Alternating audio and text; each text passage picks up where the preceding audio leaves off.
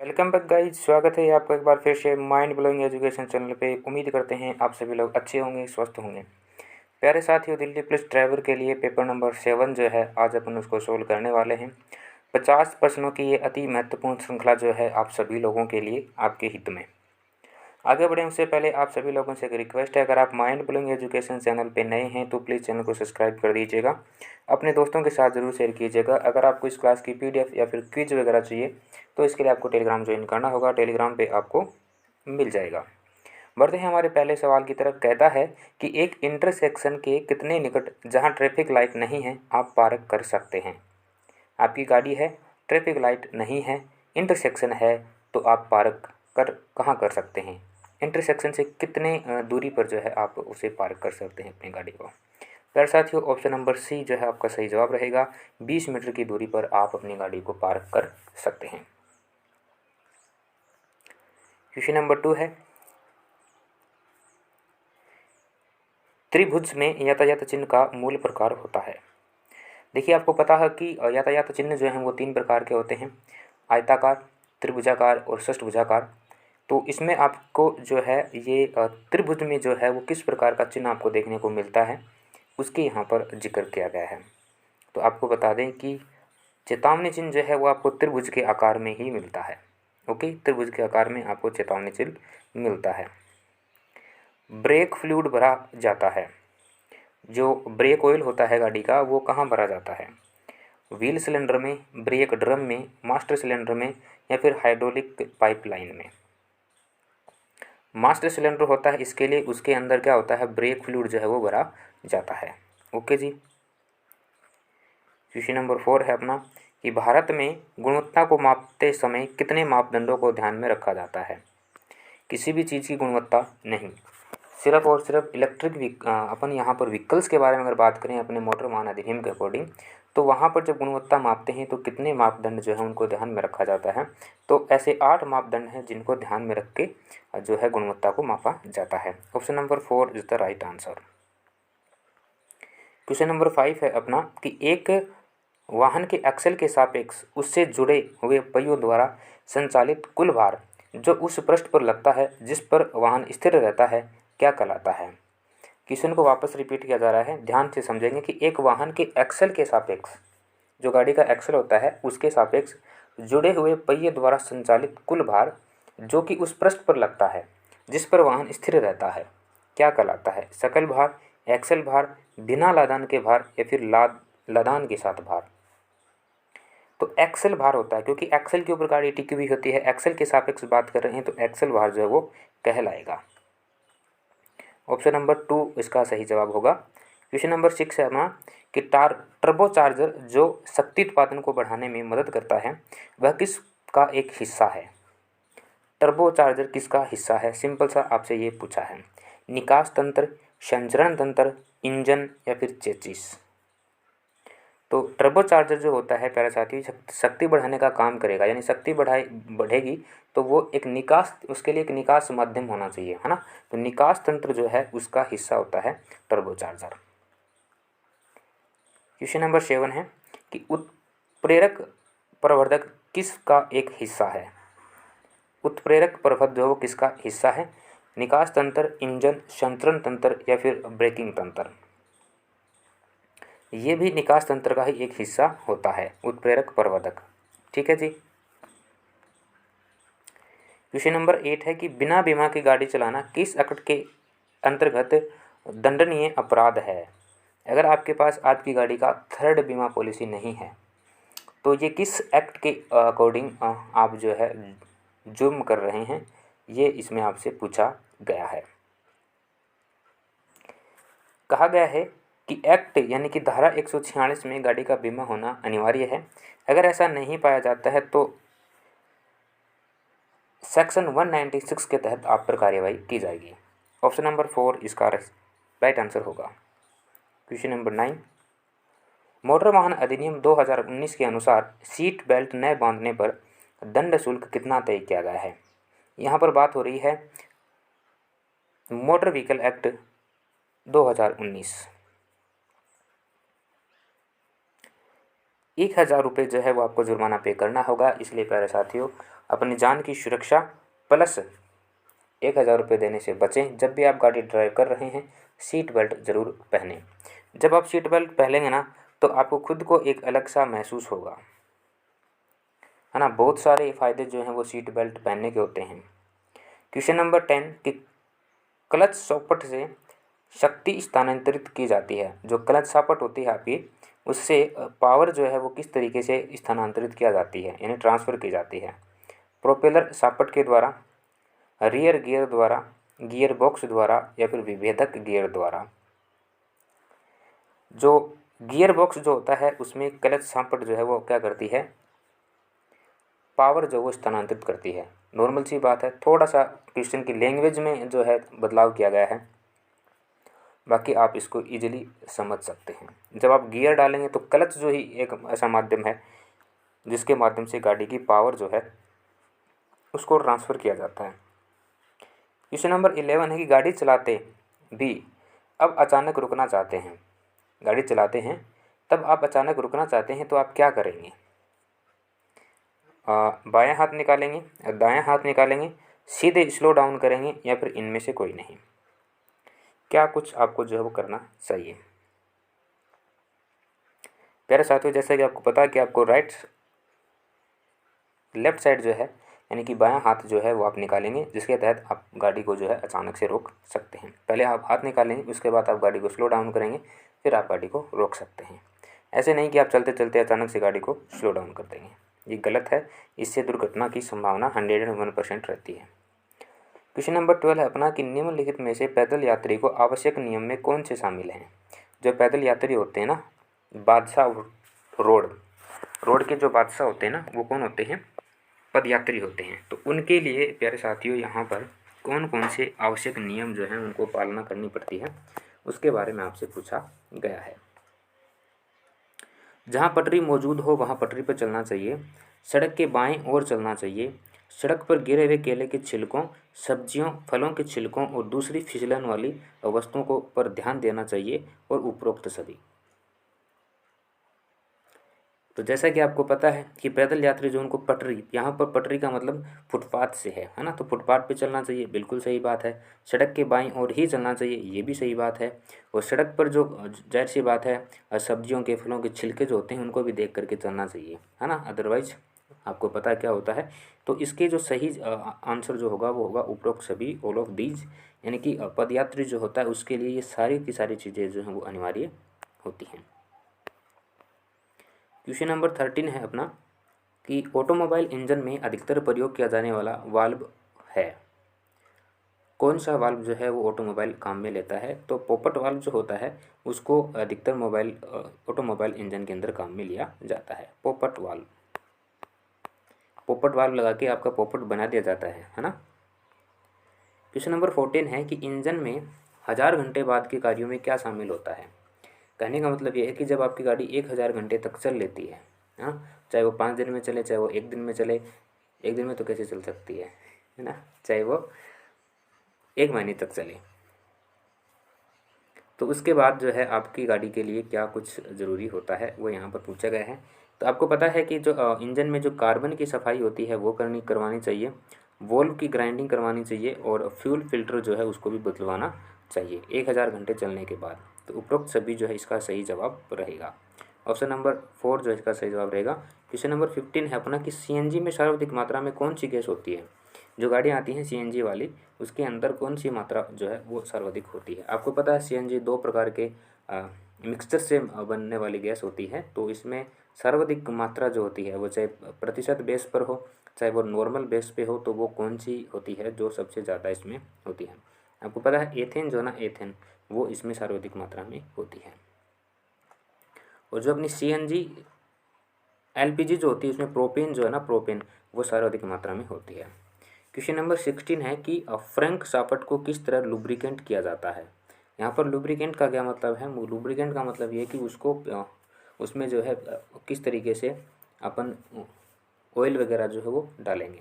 तो लुब्रिकेशन की आवश्यकता नहीं होती है भाई। जो फ्रैंक शाफ्ट होता है उसके अंदर लुब्रिकेशन की आवश्यकता नहीं होती। या फिर ग्रीस भर के उसको लुब्रिकेंट किया जाएगा, या फिर ड्रिल होल के माध्यम से पंप ऑयल द्वारा और तेल को बूंद बूंद तक का करके उसके लुब्रिकेंट किया जाता है। किस तरीके से करेंगे? देखो, लुब्रिकेंट की अगर आवश्यकता ही नहीं होती तो फिर लुब्रिकेंट शब्द का ही प्रयोग नहीं होता यहाँ पे, है ना। ग्रीस तो यहाँ पे भरना ही नहीं है अपने को, क्योंकि वहाँ तक फ्रेंक सापड़ जो होती है वहाँ तक ग्रीस भरने के लिए हाथ का जाना जरूरी है, हाथ वहाँ पहुँच नहीं पाएगा। तो आप क्या करेंगे, ड्रिल होल के माध्यम से, यानी कि ड्रिल से होल करेंगे और पंप ऑयल का इस्तेमाल करके वहाँ तक आप क्या करेंगे, उसमें उसको लुब्रिकेंट जो करेंगे। ऑप्शन नंबर 3 जो है वो सही आंसर होगा कि ड्रिल होल के माध्यम से पंप ऑयल द्वारा हम फ्रेंक सापड़ को लुब्रिकेंट करेंगे। देखिए, वाइब्रेशन डंपर का प्रयोग करते हैं। जो वाइब्रेशन डंपर होता है उसका प्रयोग इंजन फाउंडेशन में, ड्राइविंग पुली में, रोड स्प्रिंग में या फिर कास्ट पैड में, किस में किया जाता है? तो वाइब्रेशन डंपर जो होता है इसका मेरे साथियों ड्राइविंग पुली जो होती है ना उसके अंदर अपन इसका प्रयोग करते हैं। क्वेश्चन नंबर 18 है कि सुरक्षित कार्य करने के लिए वाहन के नीचे काम करने से पहले वाहन उठाने के दौरान कौन से उपकरण का समर्थन किया जाता है? स्क्रू जैक, होइस्ट, स्टैंड या फिर क्रेन, है ना। एक तरीके से देखा जाए ये वाला क्वेश्चन तो मोस्टली ये सभी बच्चों के लिए डाउटफुल क्वेश्चन है कि भाई अगर वाहन को उठाना है तो हम क्रेन के माध्यम से भी उठा सकते हैं, स्टैंड के माध्यम से भी उठा सकते हैं, होइस्ट जो है होइस्ट के माध्यम से उठा सकते हैं और स्क्रू जैक लगा करके भी हम उसको उठा सकते हैं, है ना। पर इसका जो सही जवाब होगा वो होगा होइस्ट के माध्यम से। ये एक हाइड्रोलिक पावर होती है जो क्या करती है, गाड़ी को अपने जैक के माध्यम मान सकते हो आप इसको। उसमें क्या है कि आपको हाथ लगाने की जरूरत नहीं, सिर्फ आप बटन दबाएंगे और वो हाइड्रोलिक मशीन चलेगी जिसको होइस्ट कहते हैं, और गाड़ी जो है वो स्वतः ही ऊपर उठने लग जाएगी। और फिर वहाँ पर जो है आप क्या कर सकते हैं, अपनी गाड़ी का ईजिली काम कर सकते हैं। रास्ता दे संकेत चिन्ह होता है, भाई रास्ता देना है तो आयताकार, गोलाकार, अष्टकोण या त्रिभुजाकार। आपको पता है अष्टकोण जो है वो रास्ता दे संकेत चिन्ह किस प्रकार का होता है? तो रास्ता दे जो है वो त्रिभुज के आकार का होता है। आदेशात्मक चिन्ह जो है आप इसके बोलेंगे, ओके, क्योंकि ये आदेश दे रहा है कि हमें रास्ता चाहिए। फ्रंट इंडिकेटर लैंप का रंग कैसा होता है? तो इसका कमेंट बॉक्स में आप कमेंट पिन करेंगे कि फ्रंट इंडिकेटर जो होता है उसका रंग कैसा होता है। फ्रंट का मतलब आगे वाला, है ना, सिंपल सा है। अगर आपने मतलब 5-7 मिनट बाद में कोई ना कोई गाड़ी आपके घर के आगे से, आपके रूम के आगे से या फिर आपके लाइब्रेरी के आगे से निकलेगी तो आप देख सकते हैं। अच्छा, बैक इंडिकेटर जो होता है उसका रंग कैसा होता है? इसका जवाब भी आप कमेंट बॉक्स में देंगे, क्योंकि ये साधारण सी बातें हैं जो आपको पता होनी चाहिए। जब आप उस गाड़ी को देखेंगे सामने का फ्रंट का इंडिकेटर कैसा है, किस कलर का है, तो जाहिर सी बात उसको पीछे से भी देख लेना, ठीक है। दोनों के आंसर जो है वो कमेंट बॉक्स में पिन होने चाहिए, सभी लोगों से रिक्वेस्ट है। क्वेश्चन नंबर 22 है कि ट्रैफिक नियंत्रण उपकरणों के माध्यम से लगाई गई विभिन्न नियमों में क्या शामिल नहीं है? ट्रैफिक जनसंख्या, स्पष्ट दृश्यता, ड्राइविंग के लिए पर्याप्त समय और आसान मान्यता। तो इसमें जो रूल्स, ट्रैफिक उपकरणों के जो रूल्स बनाए गए हैं उसमें कौन से नियम को यहाँ पर शामिल नहीं किया गया है, इसमें सिंपल सा आपसे ये पूछा है। तो जो ट्रैफिक जनसंख्या होती है प्यारे साथियों, इसको यहाँ पर शामिल नहीं किया गया है। क्वेश्चन नंबर 23 है कि जब कार्बोरेटर को उल्टा फिट करते हैं तो उसे क्या कहते हैं? गाड़ी के अंदर कार्बोरेटर होता है जो हवा और ऑयल जो होता है उसका मिक्सचर करता है जिससे गाड़ी जो है वो स्टार्ट हो जाती है। तो अगर उसको उल्टा फिट कर दिया जाए तो फिर उसको क्या कहेंगे? Down draft carburettor, up draft carburettor, horizontal carburettor या फिर इनमें से कोई नहीं। देखिए, उल्टा फिट कर रहे हैं तो जाहिर सी बात है हर कोई ये समझेगा कि अपन जो है इसको क्या करेंगे, डाउन में करेंगे, है ना, जबकि डाउन नहीं होता वो, क्योंकि हम उल्टा फिट कर रहे हैं। तो जैसे सपोज कीजिए कि यहाँ पर कार्बोरेटर को फिल करना है, उल्टा करेंगे तो यहाँ पे डालेंगे, है ना। तो यहाँ पे डालेंगे तो उसमें क्या होगा कि उल्टा हो गया ना, वो डाउन हो गया, ये डाउन का साइन चिन्ह दिखा रहा आपको, है ना। तो ऐसे नहीं होता है, उसमें अपन क्या करेंगे, अप ड्राफ्ट कार्बोरेटर जो होता है उसको कहते हैं, ठीक है। उल्टा फिट करोगे ना तो अप का मतलब ऊपर की ओर जा रहा है ना, इसलिए। और इसी कंडीशंस में जैसे इसको अगर अपन सीधा फिट करते हैं तो फिर वो डाउन में आ रहा होता है, ठीक है। इस तरीके से आपको इसको याद रखना है। इसका सही जवाब होगा option number 2, up draft carburettor जो इसको कहा जाता है। क्वेश्चन नंबर 24 है कि निम्नलिखित वाहनों में से किस वाहन के लिए परमिट की आवश्यकता नहीं होती? सिंपल सा क्वेश्चन है, परमिट के लिए किनको ज़रूरत नहीं होती? केंद्र सरकार के वाहन, राज्य सरकार के वाहन और मोटर वाहन विभाग के वाहन, आरटीओ जिसे अपन बोलते हैं, और ए व बी दोनों। तो आपको बता दें कि चाहे वो सेंट्रल गवर्नमेंट के वाहन हो चाहे वो स्टेट गवर्नमेंट के, इनको जो है परमिट की ज़रूरत नहीं होती है। ऑप्शन नंबर 4 जो इसका सही जवाब होगा, ए और बी दोनों। क्वेश्चन नंबर 25 है कि निम्नलिखित में से किस वाहन के लिए परमिट की आवश्यकता होती है। तो आपको बता दें कि परमिट के लिए जो है परिवहन वाहन जितने भी होते हैं, देखिए मैंने अभी ऊपर आपको बताया कि राज्य सरकार के वाहन को परमिट की ज़रूरत नहीं, केंद्र सरकार को भी नहीं है, इनमें से कोई नहीं, ये तो हो नहीं सकता। अब ये जो परिवहन वाहन जो है ना, ये इसके लिए सही आंसर होगा, क्योंकि परमिट जो है इनको ज़रूरत पड़ती है। परमिट इसलिए क्योंकि वाहन जो है वो कितना सेफ़ है पब्लिक को ले जाने के लिए, चाहे वो ट्रांसपोर्ट के माध्यम से हो, चाहे वो किसी भी टाइप का हो, तो वो सेफ़ होना ज़रूरी है ना, क्योंकि फिर यही सरकार, जो राज्य सरकार केंद्र सरकार है, इनको जवाब देना पड़ता है जनता को। इसलिए इन्होंने क्या किया कि जो परिवहन वाहन होते हैं जितने भी, उनको परमिट की जो है वो मंजूरी दे दी जाती है। परमिट का ये है कि अगर आपके पास, जैसे कि आपकी बाइक है ना, आपकी बाइक की उम्र 15 साल की है, 15 साल का परमिट उसे मिला है। फिर आपकी गाड़ी जो है अगर आप 5 साल के लिए और बढ़वाना चाहते हैं, तो फिर वो आपकी गाड़ी को चेक करेंगे, अगर वो सही कंडीशन में, गुड कंडीशन में है, तो उसका 5 साल का परमिट और बढ़ा देंगे। ऐसे करके सिर्फ 2 बार आपकी गाड़ी का परमिट जो है वो बढ़ाया जा सकता है। उसके बाद आपकी गाड़ी जो है वो आउट ऑफ परमिट हो जाती है, आप उसे चला नहीं पाएंगे। क्वेश्चन नंबर 26 है कि यदि कोई व्यक्ति मोटर वाहन चलाते समय मोबाइल फ़ोन का उपयोग करते हुए पाया जाता है, तो उसके विरुद्ध कौन सी दंडात्मक कार्यवाही की जाएगी। Use to phone, driving licence अयोग्य करना, चलाई गई वाहन का पंजीकरण अयोग्य करना, उसका ड्राइविंग लाइसेंस रद्द करना, या फिर उपरोक्त सभी। तो देखिए ये सिचुएशन पर डिपेंड होता है। अगर आपने अपने जुर्म को कबूल कर लिया है, तो आपका लाइसेंस जो है वो कुछ समय के लिए अयोग्य कर दिया जाएगा, ठीक है। अदरवाइज़ ये सारी की सारी कंडीशन जो हैं वो कर दी जाती हैं, ठीक है। अगर आप मोबाइल का प्रयोग करते हुए पाए जाते हैं तो लाइसेंस अयोग्य कर सकते हैं, बिल्कुल कर सकते हैं, और वाहन का रजिस्ट्रेशन नहीं, आरसी भी रद्द कर सकते हैं। और लाइसेंस तो रद्द हो ही गया, जब लाइसेंस को अयोग्य ही कर दिया तो लाइसेंस भी रद्द ही हो गया। तो इसमें ऑप्शन नंबर 4 जो है वो सही जवाब होगा। इसलिए कभी भी मोबाइल फ़ोन का प्रयोग नहीं करना चाहिए, क्योंकि ये जो है ये आपके जो सेफ़ ड्राइविंग होती है उसको भंग करता है, इसलिए नहीं करना चाहिए। क्वेश्चन नंबर 27 कि सड़क नियमों का उल्लंघन किस धारा के तहत अपराध है। जितने भी रोड नियम, रोड के जो रूल बनाए गए हैं, उसका अगर आप तोड़ते हैं, उल्लंघन करते हैं, तो किस धारा के तहत इसको अपराध घोषित किया गया है। धारा 177 के तहत है जो इसको अपराध घोषित किया गया है। इसलिए कभी भी आपको रोड साइन या फिर रोड रूल्स जो हैं उनको ब्रेक नहीं करना चाहिए। यातायात के मुक्त प्रवाह में बाधा डालने पर कितना जुर्माना देना होगा। देखिए, मुक्त प्रवाह का मतलब ये है कि जैसे आपने अपनी गाड़ी को जो है बीच रोड पे पार्क कर दिया, ठीक है, या फिर आपने क्या किया, टेढ़े मेढ़े ऐसे गाड़ी चलाई, ओके जी, या फिर आपने मान लीजिए कि किसी भी गाड़ी को अचानक से बीच में रुकवा लिया, तो वो भी गलत है ना। तो इसे ही बोलते हैं यातायात के मुक्त प्रवाह में बाधा डालना। कितने रुपए का तक का जुर्माने का प्रावधान है, 500 रुपये ही आपको देने होंगे, ज़्यादा नहीं देना है, ठीक है। ऑप्शन नंबर फर्स्ट जो है इसका सही जवाब रहेगा। रेड रेगुलेशन नियम का उल्लंघन करने पर किस धारा के तहत अपराध है। रेड रेगुलेशन का अगर आप तोड़ते हैं इसको, तो किस एक्ट के तहत आप पर कार्रवाई की जाएगी। तो रेड रेगुलेशन जो है इसमें भी धारा 177 जो है ये कहती है कि आप अपराध कर रहे हैं, क्योंकि ये सभी रोड नियम के अंतर्गत आते हैं, रेड रेगुलेशन, है ना। रोड जो नियम होते हैं अपने, रोड रूल जो हैं उसके अंदर ही क्या आएगा, रेड रेगुलेशन आएगा, है ना। ओके जी। क्वेश्चन नंबर 30, ओवर साइज का वाहन चलाना किस धारा के तहत अपराध कहा गया है। ओवर साइज का मतलब ये है, जैसे आपकी गाड़ी जो है ना वो मान लीजिए कि ऐसी है, इस टाइप की, है ना। ऐसी तो नहीं होती गाड़ी, चलो बना ही देते हैं अब तो,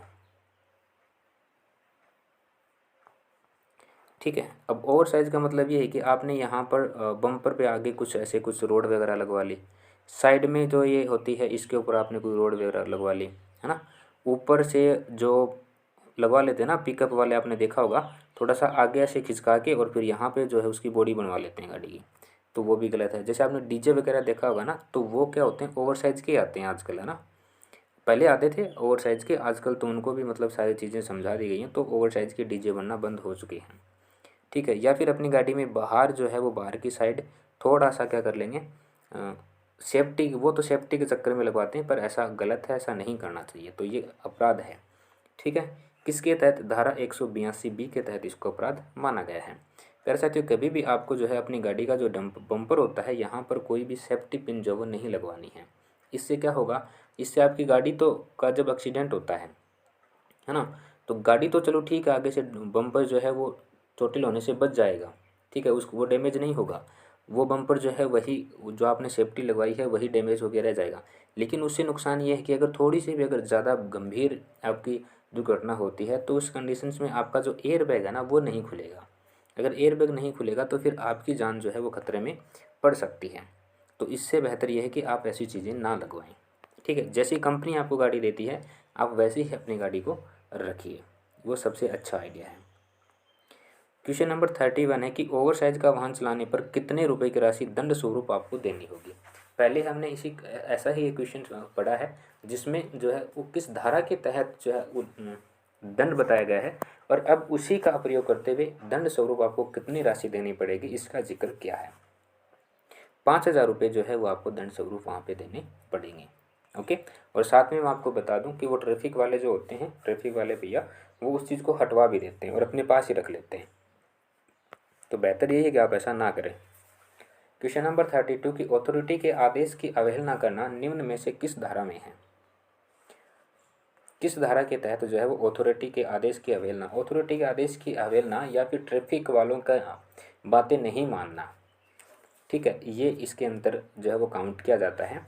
तो किस धारा के तहत इसको अपराध कहा गया है? धारा 179 के तहत इसको अपराध माना गया है।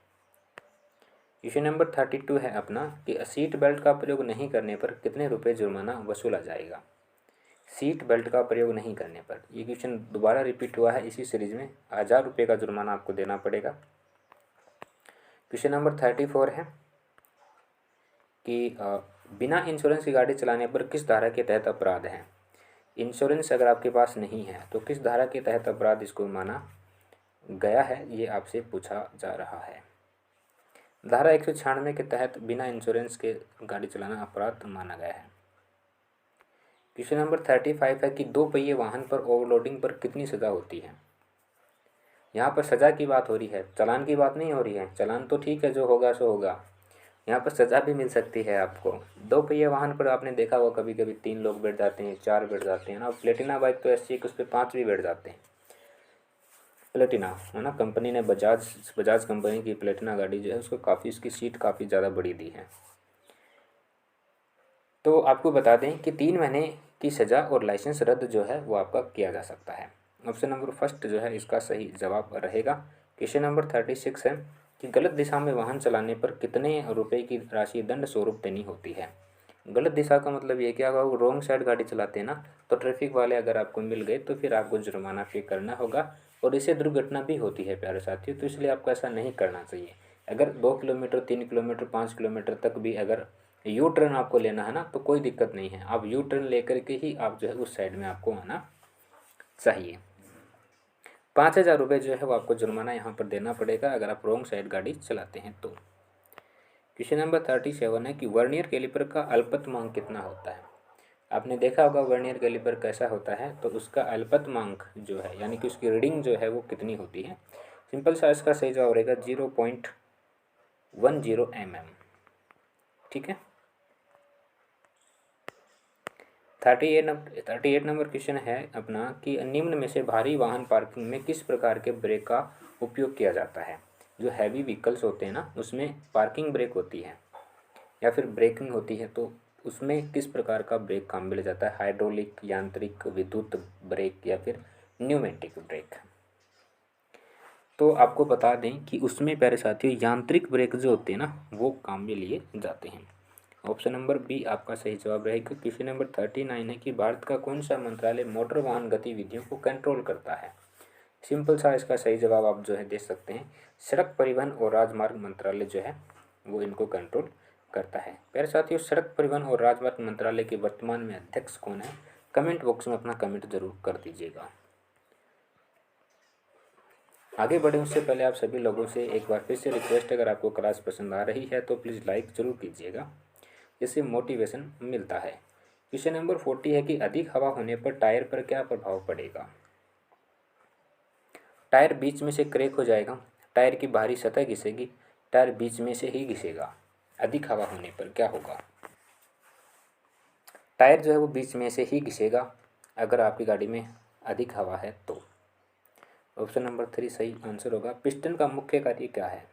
पिस्टन जो होता है ना, पिस्टन इंजन को घुमाना, इंजन के स्ट्रोक पूरे करना, गैसों को रोकना या फिर पावर बढ़ाना यानी कि शक्ति बढ़ाना।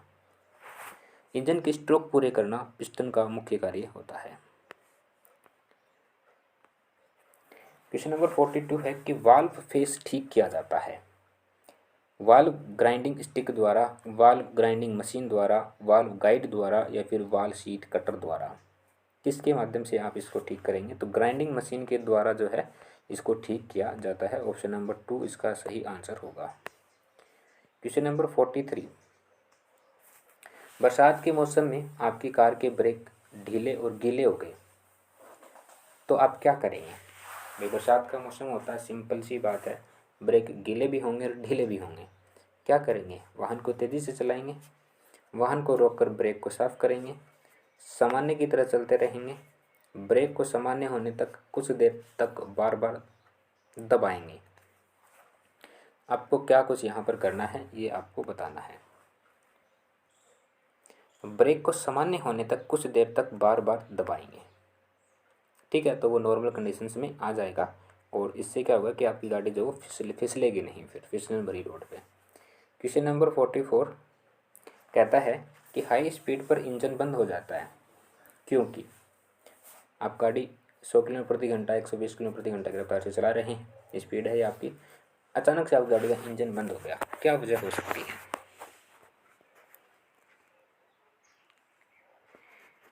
देखो, जो वेयर लॉक होता है वो लॉक हो सकता है, कार्बोरेटर बैटिंग हो सकती है, इंजन ऑयल हीट हो सकता है। तो इसका सही आंसर होगा ऑप्शन नंबर डी, सभी। वेयर लॉक हो सकता है, कार्बोरेटर बैटिंग हो सकती है और इंजन ऑयल जो होता है वो गर्म हो सकता है, इसकी वजह से आपकी गाड़ी बंद हो सकती है। इंजन गर्म होने पर बंद हो जाता है, कारण क्या है? वो हाई स्पीड का क्वेश्चन था, ये इंजन गर्म होने पर बंद हो गया, इसकी क्या वजह हो सकती है? चोल क्वाक बंद हो सकता है, कार्बोरेटर में पेट्रोल नहीं जा रहा हो, इंजन ओवरहीट होता हो या फिर ऑल ऑफ दिस। तो इसमें भी ये सभी कारण हो सकते हैं कि चोक वाल्व बंद हो गया हो, कार्बोरेटर में पेट्रोल नहीं जा रहा हो, उस कंडीशन से गाड़ी बंद हो सकती है, इंजन ओवरहीट हो जाता है तब भी बंद हो जाता है। तो ऑप्शन नंबर डी आपका सही जवाब रहेगा। फ्यूल की बचत के लिए मोटरसाइकिल की स्पीड क्या होनी चाहिए?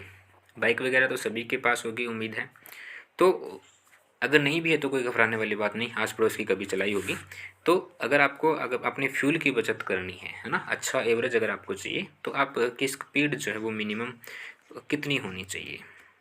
मिनिमम तो चाहे कितनी रख लो है ना, मैक्सिमम कितनी होनी चाहिए वो यहाँ पर आपसे पूछा गया है। 40 किलोमीटर प्रति घंटा की स्पीड से आप गाड़ी चलाइए बाइक को, यकीन मानिए आपकी गाड़ी 50 का एवरेज दे रही है ना, वो 55 का देगी, है ना। कभी ट्राई करके देख लीजिएगा इस चीज़ को। क्वेश्चन नंबर 47 एनओसी की फुल फॉर्म, तो ये तो आप सभी को पता होगा, एनओसी की फुल फॉर्म क्या होती है? नो ऑब्जेक्शन सर्टिफिकेट, ठीक है जी, option number first right answer. Question number 48 है कि निम्न में से किसकी गाड़ी नो पार्किंग में भी खड़ी हो सकती है?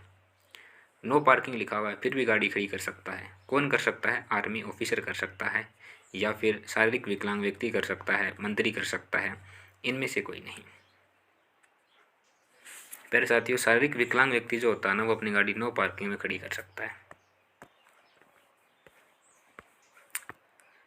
क्वेश्चन नंबर 49 है आज की सीरीज का कि स्टीयरिंग व्हील के ठीक अवस्था में रहने के लिए किस अवस्था में पकड़ कर रखना चाहिए, है ना। देखो कुछ कुछ क्या होते हैं, जैसे ये वाला स्टीयरिंग है ना, यहाँ से पकड़ लेते हैं, ये गलत है। चलो एक बार आप इसका आंसर दीजिए फिर आपको थोड़ा ज्ञान बांटेंगे, है ना। 9 बजे व 3 बजे की अवस्था में आपको स्टीयरिंग पकड़ना चाहिए। ये क्वेश्चन नंबर 49 का आंसर है ऑप्शन नंबर 3, 9 बजे व 3 बजे की अवस्था में पकड़ना चाहिए। जैसे कि आपको पता है सिंपल सा, यहाँ पर कहीं 12 बजा होता है, यहाँ पर 3, यहाँ पर 6 और यहाँ पर 9। तो आपको जो है आपकी गाड़ी को यहाँ और यहाँ दोनों हाथों से पकड़ना चाहिए, है ना। कुछ लोग होते हैं जो एक हाथ से पकड़ते हैं, कोई दिक्कत नहीं, पकड़िए, है ना, कंट्रोलेशन अच्छा होना चाहिए। लेकिन ये आपकी स्टीयरिंग व्हील को ठीक अवस्था में रखने के लिए ज़रूरी होता है। इसलिए 9 और 3 इन पोजीशन में पकड़ना चाहिए। 12 बजे वाले जो पोजीशन है इस पर कभी नहीं गाड़ी को जो है वो पकड़ना चाहिए, स्टीयरिंग को नहीं पकड़ना चाहिए। वजह क्या होती है, सपोज कीजिए आपकी गाड़ी में दुर्घटना हो गई, अचानक से हो गई, है ना, तो यहाँ पर पता है आपको एयर बैग होता है, एयर बैग खुलेगा ना तो फिर आपका हाथ जो है ना वो उसको एयर बैग को रोक लेगा, यानी कि आपकी सेफ्टी जो है वो कंप्लीट नहीं हो पाएगी। इसलिए कभी भी 12 बजे वाली अवस्था में आपको गाड़ी को नहीं पकड़ना है, हमेशा 9 और 3 की अवस्था में आपको गाड़ी को पकड़ना है। अगर आप यहाँ 6 वाली पोजीशन पर गाड़ी को पकड़ते हैं तो फिर गाड़ी को जैसे टर्न लेना है तो आपका हाथ यहाँ तक ही घूमेगा, ठीक है, उसके बाद आगे नहीं घूमेगा। ओके जी, तो इस चीज़ को ध्यान रखना है। आज की सीरीज का हमारा अंतिम सवाल है कि चलती गाड़ी में से मुख्य चाबी को निकालने से निम्न में से क्या हो सकता है। जैसे कुछ कुछ महान आदमी ऐसे होते हैं, पुलिया पे गाड़ी चढ़ा दी और फिर गाड़ी को बंद कर दिया, 100 मीटर 200 मीटर जो भी है उसमें क्या करते हैं, वो तेल की खपत जो है उसको कम करना चाहते हैं, तेल बचाना चाहते हैं। क्या हो सकता है, स्टीयरिंग लॉक, ब्रेक का कार्य बंद और ए व बी दोनों, इनमें से कोई नहीं। जैसा कि आपको पता है कि स्टीयरिंग जो है वो लॉक होगा, 101% गाड़ी का स्टीयरिंग लॉक हो जाएगा अगर आपने गाड़ी को बंद करके चाबी निकाल ली तो, ठीक है। इग्निशन अगर ऑन है तो फिर कोई दिक्कत नहीं है, चलती रहेगी। ब्रेक कार्य जो है वो बंद कर देगा, ब्रेक भी अपना कार्य बंद कर सकता है, ठीक है, ब्रेक लगेगा नहीं, सिंपल सी बात। तो ये वैसे तो देखा जाए तो एक तरीके से डाउट वाला क्वेश्चन है, क्योंकि ब्रेक तो जो है वो गाड़ी का लगता ही है ना, नॉर्मल सी बात है। इसलिए इस ऑप्शन, इसका जो सही ऑप्शन अगर मैं मेरी तरफ से अगर देना चाहूँ तो स्टीयरिंग लॉक हो जाएगा, ऑप्शन नंबर फर्स्ट जो है इसका सही जवाब होगा, ठीक है। ब्रेक कार्य करना बंद कर देगा ये ज़रूरी नहीं है, कभी होता ही नहीं है ऐसा तो, ठीक है। आप ऐसा करके देख सकते हैं, चलती गाड़ी से अपनी इग्निशन निकाल लेना, फिर ब्रेक लगा के देखना, गाड़ी ब्रेक लगा देगी, है ना, स्टीयरिंग जरूर लॉक हो जाएगा, सिंपल सी बात है। जैसे ही आप स्टीयरिंग को, तो खड़ी गाड़ी की भी निकाल लोगे ना कि तो भी स्टीयरिंग लॉक हो जाता है, नॉर्मल सा। बाइक वगैरह में ऐसा नहीं होता है, ठीक है। बाइक को आप पुलिया पे चढ़ाइए, उसके बाद बंद कर दीजिए, वो चलती रहेगी 100-200 मीटर जो भी है। ओके जी, तो ज़रूर आज की क्लास में इतना ही रखते हैं। कमेंट बॉक्स में कमेंट करके ज़रूर बताइएगा क्लास आपको कैसी लगी। साथ में आपको लाइक सब्सक्राइब ज़रूर कर देना है और PDF के लिए टेलीग्राम ज्वाइन कर लेना है। आज के लिए इतना ही। Thank you so much, have a good day.